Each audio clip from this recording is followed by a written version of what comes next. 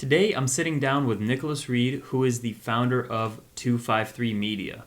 They specialize in website design for Webflow websites as well as Shopify websites, and they've served over 150 clients with anywhere between 6 to 9 figure brands. So they know a lot about websites. And today, we're going to be diving deep into websites, conversion rate, Shopify, friction points, and learning more on how you can improve your website. So we're going to be diving into all of that and more on today's podcast. I'm Nikita from aspectagency.com, and let's get into it. Hey, Nick, what's going on? Thanks for jumping on the podcast. I know we're Nashville locals, and I really wanted to get you on since you're also in the eCom agency space. What's going on? Yeah, man, dude, I'm stoked to be here. It's going to be a fun one. I'm honestly surprised we didn't try to do this in person though. I feel like we need to build out a studio for this now. Yeah, at this point, it's not that big yet, but once it does, a studio is definitely in play. Bro, dream big. Yeah, Dream big before we know it. exactly. For all those that aren't really familiar with Nick and what he does, he's wearing all of the company merch with all the company swag in the background. He's managing 253 Media, who specializes in website design for Webflow and Shopify. Can you tell the people a little bit about what you do? Yeah, for sure, man. I had to come here prepared, all 253, everything. It's the vibe now. But yeah, for everyone who doesn't know, who I am, what we do, I run 253 Media. We specialize in building, Webflow Shopify sites from the ground up for, small, medium, big brands. Pretty much anything you can think of, we've touched. We've worked with more than 150 different brands, 20 something different industries. So we've done a little bit of everything.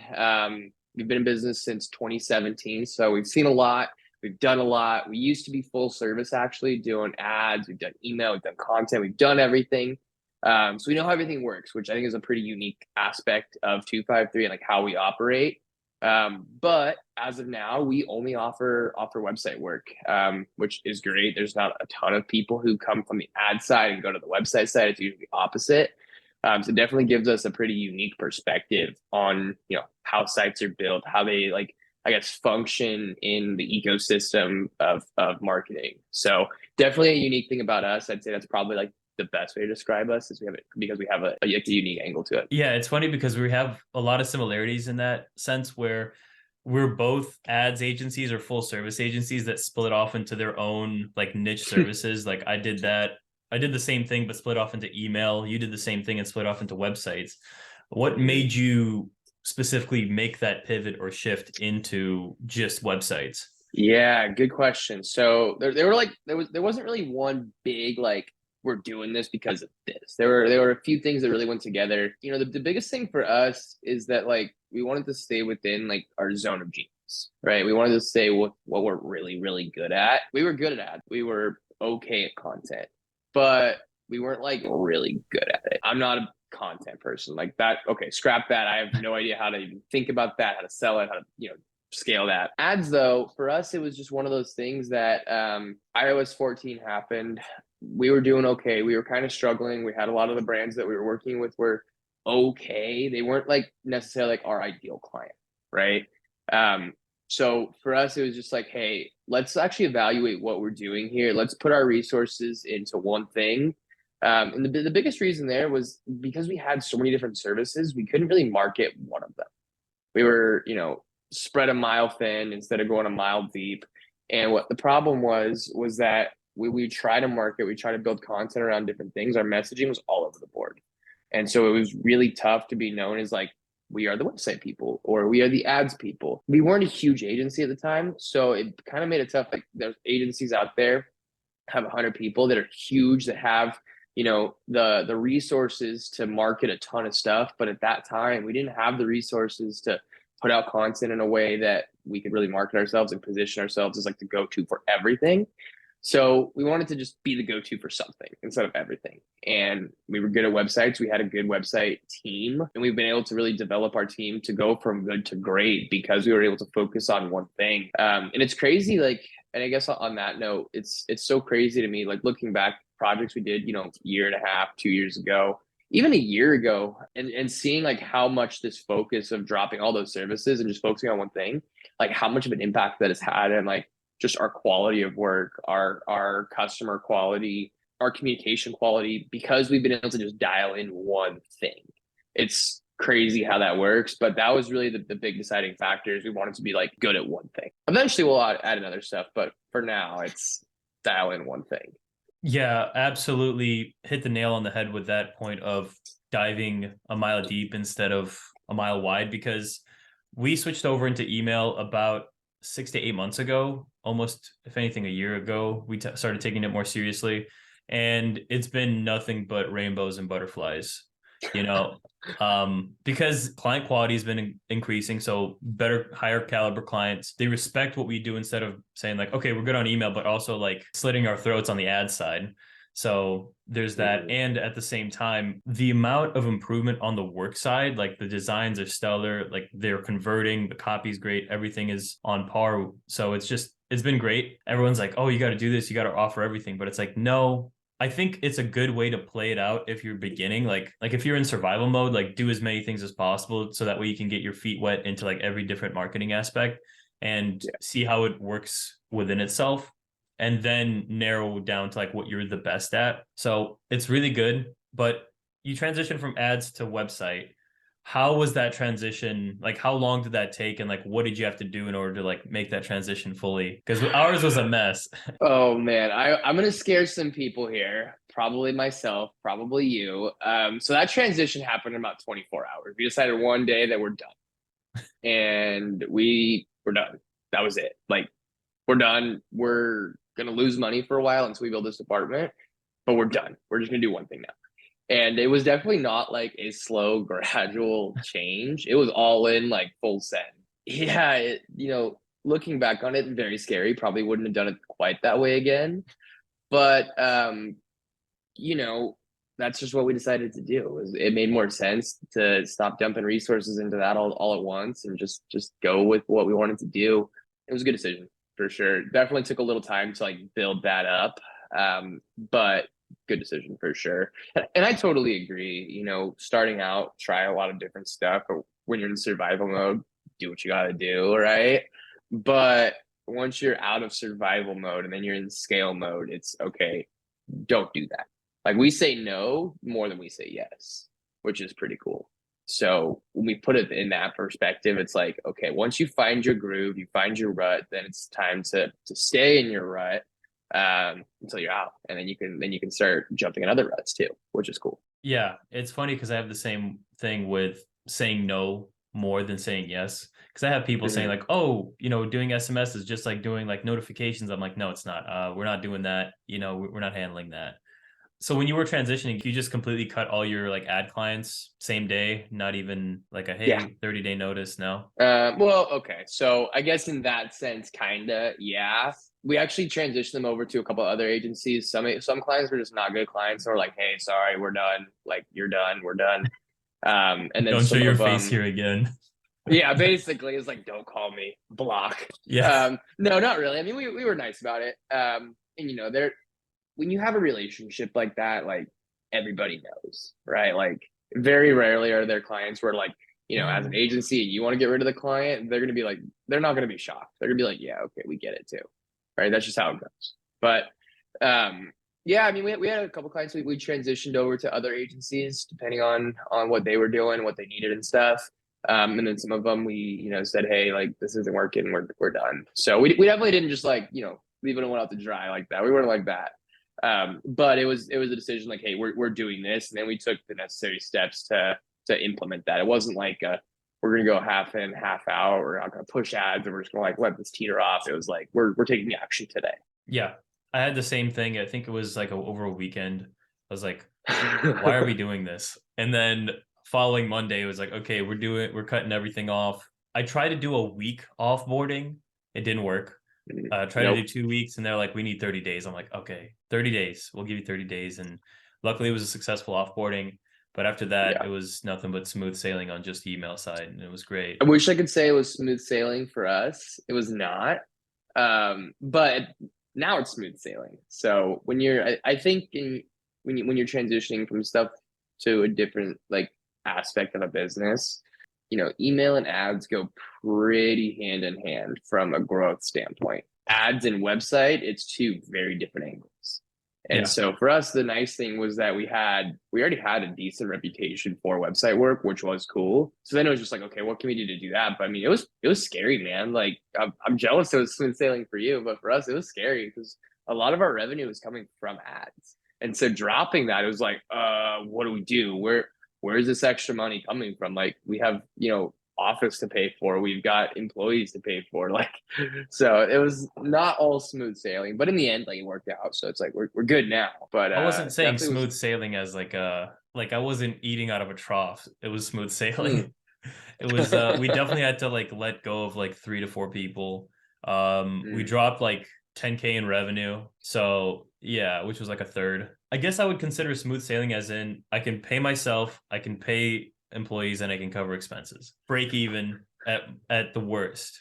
If not, like maybe lose a couple G's. But like that's still Yeah, just like 1 month not one. terrible. Yeah, not bad. Going back to websites, now that you're an expert at the craft, like what's like the first thing you look at when you're auditing a website? Yeah, man. Kind of depends on the kind of brand, right? Let's for this conversation, we'll stick to Shopify. That's probably the easier conversation. When we start getting to like service or SaaS, that opens a whole different can of worms. So we'll stick to ecom for this one. But obviously, when we're looking at it from the outside, it's what's broken. Does it make sense? Do I know what you sell? Like it's surprising to me, like how many clients we don't know what they sell when you just look at it quickly, stuff like that. So once your foundation is set, it's like, okay, well, what are we missing? What are we not talking about in your messaging that you should be? What are your ads and email talking about that your website's not talking about? Those are problems. So we can start seeing all that without even like going into like analytics or anything like that. But for us, like the biggest thing to look at is what are your analytics telling us? Once you start getting into analytics, like I'm kind of an analytic nerd, that's where I start to see issues arise. And the crazy thing, man, is like there's some sites that you'll see convert like crazy. And you look at the actual site and you're like, there's no way that this site does this. It happens, Yeah. right? Like that's an actual thing. What's even crazier than that is like when you start to make the changes to make it look prettier, a lot of times conversions will actually go down. And so that's an interesting game that we play a lot of is like, okay, well, our conversions are really good. Sure, we can do some stuff to tweak it, but at the same time, like it doesn't have to be pretty. The goal here isn't to be the pretty people. The goal here is to make money. So it is kind of a fine line that we walk there. But when it comes to analytics, I mean, we look at pretty much the standard stuff that most ecom people are looking at for ads and email. Also, we're looking at obviously your conversion rate.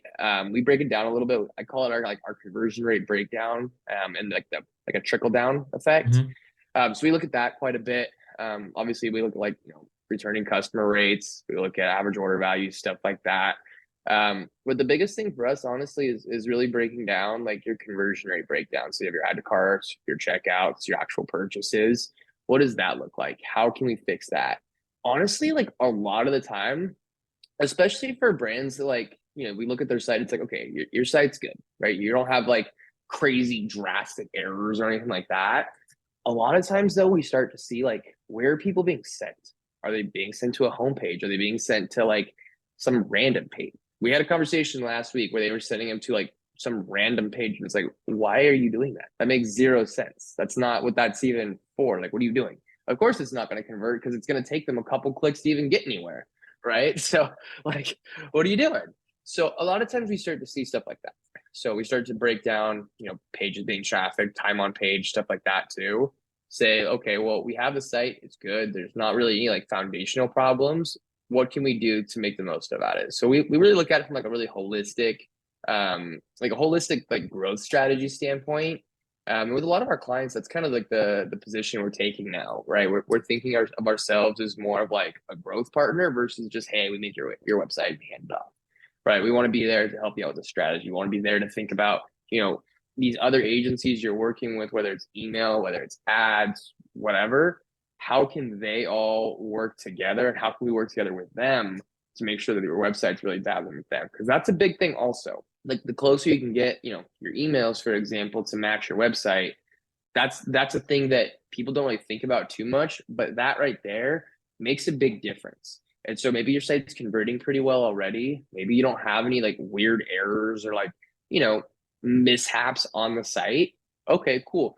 but maybe we're not making the most out of those growth channels because of X, Y, or Z. And so then we can start really thinking about that. And so that's the other places we look. It's like, okay, where are you sending people? What are you talking about? Where can we make that conversation be a little bit more seamless? Because that's the kind of stuff that's really going to bring out the conversions. And at the end of the day, that's what we care about, right? We care about profitability. We care about conversions, average order value. That's about it. So those are the things that we really care about. Besides from that, I mean, everything else is kind of vanity at that point. Because like, you know, your revenue, like your returning customer rate, those are more levers that like other people need to pull. Revenue is really tied to traffic, right? So we can make the website as good as possible, but if you have one person go to your site, like you're not going to make a lot of money unless you're selling a product that's worth a lot of money. You know, that's a big thing also. So we start to look at like how much traffic are you getting? We can start seeing like, do you need more traffic? Do we need less traffic? How's our retention? So we can start balancing that compared to like our returning customer rate. So there's a lot that we look at. Just kind of depends on what, I guess, what stage of life the brand is at. Also, that's a pretty big factor. So Yeah, there's it's a a lot. lot. It's a lot. It's definitely a big, long-winded answer that I'd say not enough like ecom brands think about when they're talking about a website design. And like personally, I'm going through that myself with the rug business with Rachel. And so it's like trying to design that and get that up to works. So I'll be definitely considering on looking into that later. But the big thing you mentioned to me was like, yeah, you can make the site pretty, but the conversion rate will go down. So it's all about the analytics and seeing how we can balance that. I was going to say, like, when it comes to conversion rate, friction is the biggest bottleneck to conversion. Is there anything that you guys do on your end to reduce that friction when it comes to working on a website, like for ecom, for example? Yeah, there's a few things that I mean, every site's different, but there are definitely a few things that we see like pretty regularly where it's like, okay, that's something we see on 80% of sites or whatever. A few big things that we look at create friction, key information being hard to find. That's an easy thing. So like if you had a site that you built like a couple years ago in Shopify, you didn't really do much, it was just very basic, you probably just have this like massive description somewhere on your product page that's just like a huge block of text. Literally nobody's going to read that. Zero people, 0% of your traffic will read that. There's probably a lot of information in there that they need to know in order to make a buying decision. And so for us, like the best way to think about how we build is what does your customer need to know in order to make an educated buying decision? That's it. Is this A, they have a problem? B, is this the product for them? Due to the reason why they have this problem. Is this product going to solve this problem? That's really it, right? There's nothing else that needs to be on the site other than that. How we present that is where we come into the design, right? So reducing friction by making it designed in a way that will actually encourage people to read stuff. No one's going to read 3 paragraphs in a row, but they might read a big heading, some bullet points. They might look at a couple icons to get the point across. So that's how we do that. That's a pretty big friction point that we see. Other things are like shipping. Like I'm not going to beat the horse here to say like, where's your free shipping? Like everyone knows that. That's kind of an obvious thing at this point. But you know, so you can do stuff like in-cart shipping thresholds. That's a big thing that we see where on. I don't think we've had a store have that not help. Actually, now that I think about it, like stuff like that, it makes a big difference because you're really helping your customer have a better experience. Nobody wants to pay for shipping. Like it's a crazy stat. It's literally 78% of people will pay more to not pay for shipping. It's crazy. I will always do that. Everybody does that. 70% of people do it. And so what can we do to make that easier? Because what's going to happen, think of it like this. If you don't know when you're getting free shipping, or maybe you're just like not really paying attention, maybe you didn't see the banner at the top or whatever, you're going to add the cart. Let's say you have a free shipping threshold. Let's just say it's $100. Let's say you add $65 to your cart. This is all I want. Cool. Now I'm going to have to go all the way to checkout, get shipping. I don't want to pay for shipping, so I'm going to have to go all the way back. I'm going to have to go find more products. I don't want to take the time to do that. I only had 2 minutes. I'm running out of time now. I'm just going to abandon my cart and come back later. You lost. Sorry. So things that we can do to get people to add more to the cart, to get those free shipping thresholds, that's a pretty easy thing that reduces friction also, because shipping is a pretty big friction point. So stuff like that we can really do. But really, man, like as far as like reducing friction goes, it's how easy is it to find the product that's going to solve my needs. So, you know, and then once you find the product, to answer questions, right?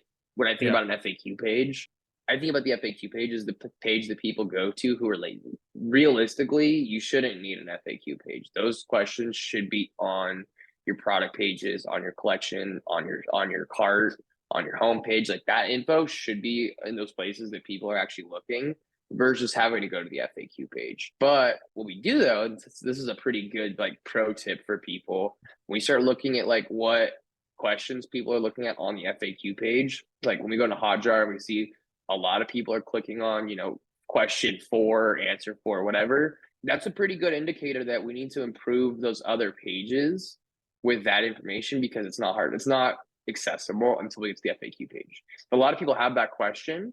Not everyone's going to click the FAQ page. Maybe they're just going to be like, I don't really know, but if this product is for me, I'll go find another one. So we can take that and apply that to other places. It's just going to help reduce confusion. Confusion is friction. Therefore, friction is gone. People are going to purchase more. So stuff like that, we really look for. Just ease of use. Is this the right product for me? That's it. Yeah, it really boils down to those, I guess, simple 3 things where it's like ease of use, easy to navigate, and is the right information being portrayed. I like the pro tip of you can see the Hotjar information or like the heat map information on the question that's being most asked, because then you can reintroduce that in the content earlier so they don't have to keep going back and forth. And It's also, you can see like the biggest objection that most people have when they click on that question. Exactly. And a lot of times it's not even an objection. It's more of like, what's your return policy? Like simple stuff like that. Like if people don't know your return policy on clothes, especially like pants. Yeah, like if they don't know your return policy on pants, like who's going to order those? I'm going to try my pants on. I don't try my shirts on, but I'm going to try my pants on. Right. So when we think of it that way, like people need to know that kind of stuff. It doesn't necessarily need to be like product specific, but it needs to be brand specific. That's the thing that people are going to not know. They're not going to order if they don't know. So a lot of it comes down to like buyer confidence. I guess is probably a good way to sum that up. Yeah, definitely. I guess I always ask this, but why should people take their website seriously? It's a stupid question, but no, it's not a stupid question. There's no stupid questions. And I will answer your question with my favorite example. So let's say you're doing easy number. Let's say your brand is doing 100K a month. Cool. Let's say your conversion rate is right dab, in the middle, Shopify average 1.5%. Cool, great, you're average. Let's say we can get you up to, a 3% conversion rate. That's still not top 10%. I think that's like top 25% of stores, something like that, which again, relative, like people listening to this, take that with a grain of salt. Every brand is very unique. Some brands convert like crazy. Some brands, a high conversion is actually really low. So just to keep that in mind. But let's say we can get you up to a 3%, making your site twice as efficient. Your email stays the same, your ads stay the same, whatever else stays the same, like all else being equal, you just doubled your revenue because you made some tweaks on your site. Now you're doing 200K a month.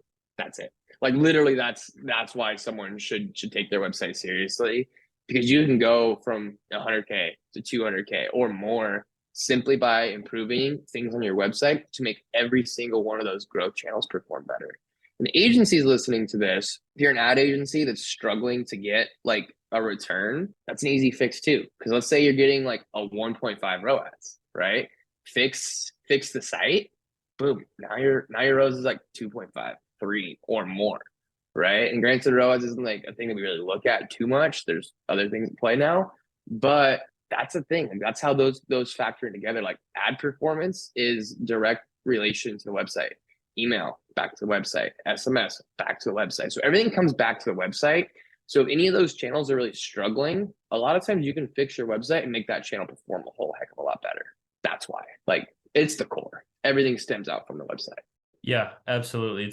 It's centralized in a way where you kind of have to go through the website in order to check out. Obviously, there's things like Instagram Shop now and TikTok Shop, what have you. Yeah. But that's a completely different story, and that's in platform. But when a person really wants to buy something, they go to the website. I only go through a website personally, and everyone I know goes through a website. No one goes through Instagram checkout or whatever. I still haven't done it yet. It's crazy because I see them like pushing out like credits and stuff for it, and people will see. I've seen some stuff on Twitter that's like, man, people are getting crazy results on it, but I have yet to do it. Granted, I don't really shop on like a lot of eCom stuff. Like, there's a few brands that I'll buy from, but I'm just not really like a big shopper in that sense. So probably the Amazon wrong example. Oh yeah, don't even get me started on Amazon. It's bad. I need to like delete my credit card out of there to make it like more friction. I need more friction on Amazon, so I stop buying. Yeah. That's the problem. Yeah, that's the same here. I only buy from Amazon if I want to buy something. It's just like it's easier, Yeah. frictionless Well, experience. yeah, I mean, there's that. Like, it's easy. I'm a sucker for that. Like next day delivery or like morning day of kind of stuff. Like, Yeah. I need it quick. But and you know, on when it comes to Amazon, I'm buying stuff that's cheaper too. So I'm Yeah. a deal shopper for sure. Like, I buy my Ziploc bags there. I buy my olive oil there because it's half the price. So, you know, I'm not buying like random crap on Amazon necessarily. I'm not that person, but it usually comes down to fast shipping and best price. So Exactly. that's tough to beat. You can't Yeah. really beat that. So let's close this out. What would be the 3 highest leverage actions that ecom brands can take with their website to, like, let's say, improve their CRO or improve their navigation or just overall improve their website? Yeah, let's dive into that. And that's going to be a long-winded answer, but I'll try to condense this as much as possible.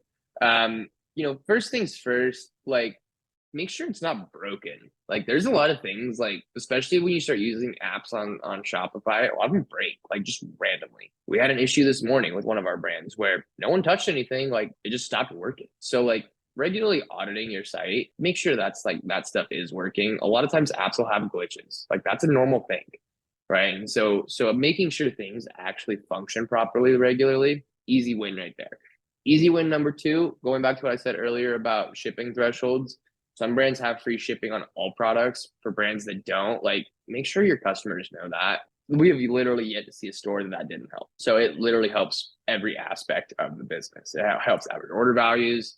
It helps, you know, people actually getting to that free shipping mark, which is good. So again, average order value helps with our conversion rate because people aren't, you know, bummed they're missing free shipping and they don't have to take more time to do that. You know, taking that even a step further, having in-cart upsells to get there. So when you pair things up, if someone's buying like one t-shirt, but they need to buy 2 t-shirts to get there, have it easy to get there. Just boom, one or other best-selling t-shirt. There's a lot of ways to do that. There's some apps to do that. You can build it custom, but having something like that is a great way to do that. It makes the shopping experience a lot faster for people. That's a big thing also. So, you know, actual like ways to find products, making that process faster. That's good. I think the other big thing to think about when, you know, wanting to improve your site, a big leverage point that people can do, aside from just like, you know, mapping out your information that people need in order to make a purchase. But if you have like a high SKU count, how do people shop? How do people shop for your products? Let's say, for example, clothing brand's an easy example, right? There's a lot of examples we could go through this, but like clothing's an example. You could shop winter products, or you could shop men's long sleeve. You could shop, you know, fall, or you could shop flannels. There's 2 different ways to shop the same products. Maybe I didn't see the flannels, so I'm just going straight to winter or fall or whatever. But giving people a way to buy products the way that they're shopping for, that's a pretty good way to help people find products a little faster. So when we think about like site navigation, there's a lot that goes into that. It's not literally just the navigation at the top, you know, in your heading here. It's homepage. How are people scrolling your homepage and able to navigate through your site from there? It's your menu. Yes, your menu does have a big thing, but it's not necessarily just that top line. It's what's actually in your mega menu. Not every brand needs a mega menu, but for high SKU products or high SKU brands, like having a mega menu is a great way to help with navigation, especially when you start breaking it up that way. You know, new releases, best sellers, new fall, limited edition. Like there's so many different ways that we can go into that to help people shop a little bit faster. But then again, giving them ways to find the right product. That's what it comes down to is finding the right product and having that buyer confidence to get the right product. I would say site navigation and education early on would probably be my third big leverage activity. That was a lot of value. I'd say I learned a So we lot do. personally. So thanks again for I hope coming so. on. Yeah, man, I appreciate Where it. can people Thank find you, you. Nick? Everywhere. nread253. Twitter's probably my big spot right now, like most ecom people. Twitter, LinkedIn, those are my 2 big places for value. We're also bringing out our newsletters. So that's a fun one too. We've got a few of them in the queue now. Nice. Lots of good stuff there. I'm really bad at making them. So if anyone gets them and they have feedback, like I'm all ears because I suck at it. But yeah, those are probably the three best places to connect and learn. I drop a lot of heat when it comes to value there. So Perfect. I'm subscribing right away. let's do it. All right, man. Can't wait for the feedback. Awesome, man. Thanks again, and I'll see you in the next one. All right, sounds good, man. See ya. See ya. Thanks again for joining us on the Scaling E-commerce podcast. If you enjoyed it or learned something new, remember to like, subscribe, and leave a review. It really helps out with the algorithm. If you want email marketing tips delivered straight to your inbox on a weekly basis from yours truly, then check out the link below or in the show notes to subscribe and join my newsletter. If you're a D2C brand with at least 10,000 email subscribers and interested in starting a conversation to work together, then go to aspectagency.com and we'd love to chat with you. And if you want to stay up to date with anything email and SMS, just follow me on Twitter at Nikita Vakrushev or check the show notes for the link. With that said, I'm Nikita and I'll see you in the next one.